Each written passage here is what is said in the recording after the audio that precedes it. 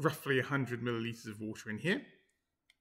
Kitchen thermometer, which can measure to the nearest 0.1 degrees. We can measure the temperature of the water.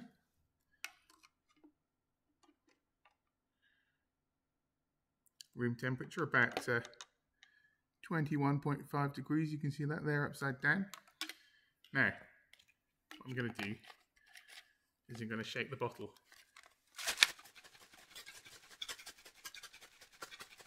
We take the law of conservation of energy for granted, but actually it's not all that ancient.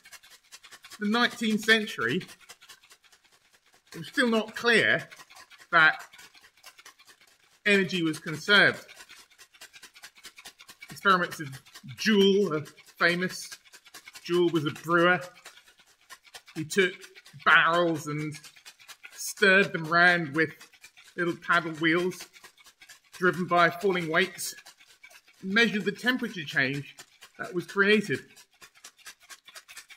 Similar ideas were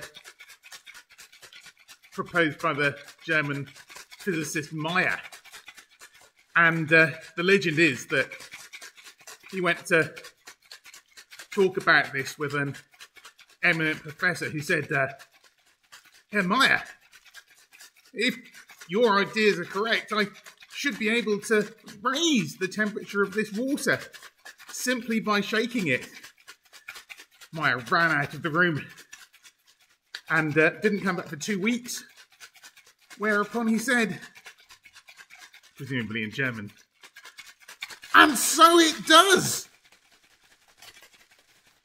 Let's see if that's true.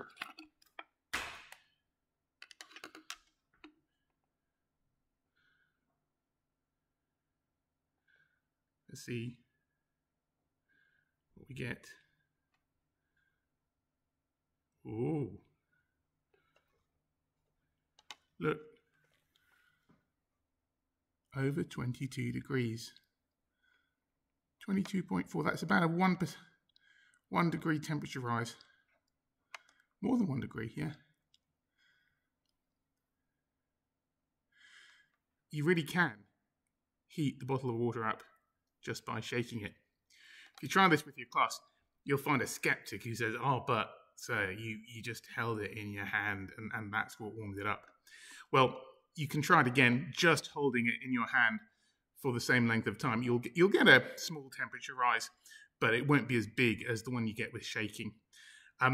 What you do need is a thermometer that will read to the nearest 0.1 degrees. They're very widely available now.